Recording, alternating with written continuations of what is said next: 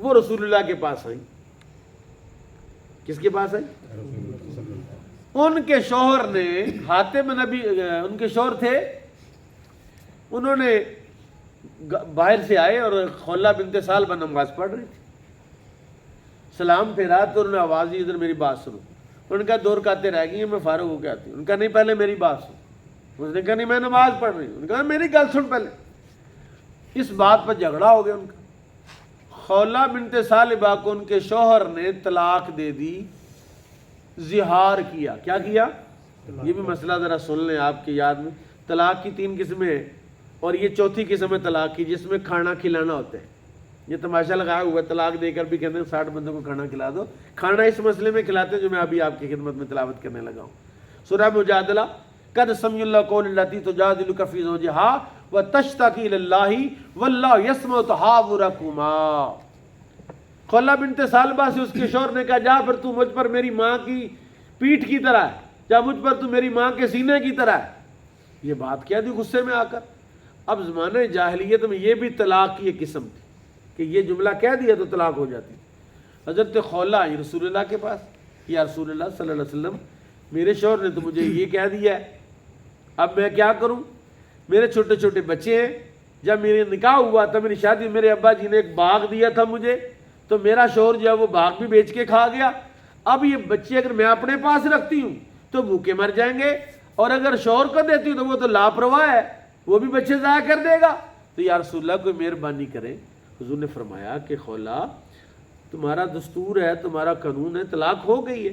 اس نے کہا نہیں یا رسول اللہ، آپ اللہ کے حبیب ہیں، آپ اللہ کے پیارے ہیں، آپ اللہ تعالیٰ سے عرض کریں ہمارے لیے کوئی نیا حکم آ جائے.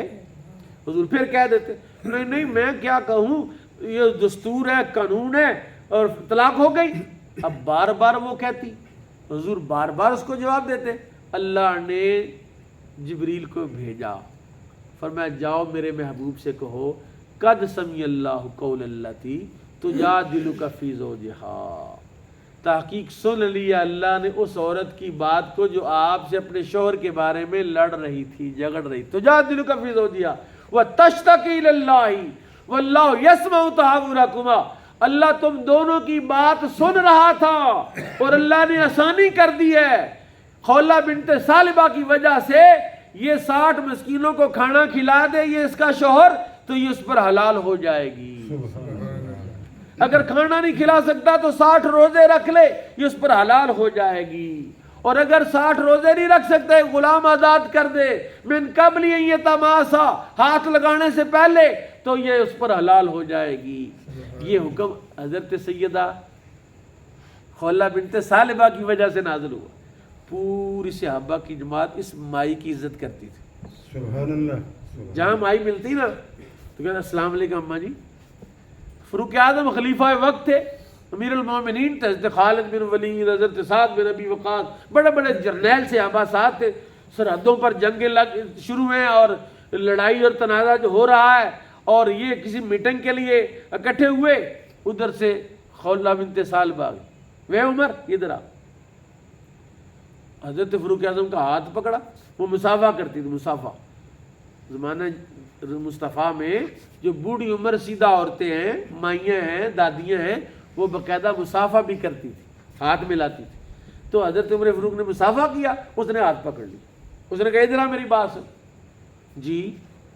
اس نے کہا مجھے یاد ہے تمہارا وہ وقت کہ تیرا ابا جو ہے خطاب تمہیں بھیجتا تھا اونٹ چرانے کے لیے، اور تجھ سے اونٹ نہیں چرائے جاتے تھے، اور ایک دفعہ میرے سامنے تجھے تھپڑ بھی پڑا تھا، ایک اونٹ گم ہو گیا تھا اور تیرے باپ نے تجھے مارا تھا. ہیں؟ کہا ہاں جی اماں جی بالکل صحیح کہہ رہی. فرمایا سن پھر، تم اونٹ نہیں چرا سکتے تھے، نبی کی غلامی سے اللہ نے تمہیں انسانوں پر حکمران بنایا ہے، لہذا بندوں کا لحاظ کرنا، خیال کرنا. آدھا پونا گھنٹہ مائی نے جو ہے وہ ضائع کر دی.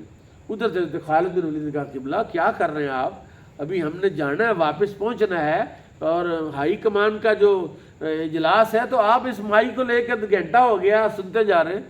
آپ نے فرمایا تو جانتا نہیں مائی کون ہے؟ یہ مائی وہ ہے کہ جب یہ بولتی تھی تو اللہ عرشوں پر سنتا تھا اس کی بات.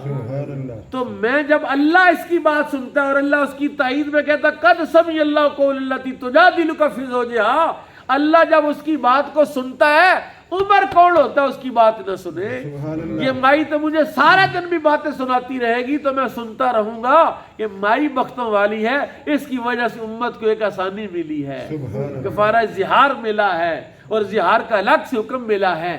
یہ عمر فاروق تھے جن کی یہ شانیں ہیں، یہ عظمتیں ہیں۔ اللہ تعالی ہمیں فاروق اعظم کی عظمت و شان کو ماننے کی اور ان کے لیے صالح ثواب کا اہتمام کرنے کی اور آنے والی نسلوں اور اپنی اولادوں کو ان کی تعلیمات بتانے کی اللہ ہمیں توفیق نصیب فرمائے۔ وما علیہ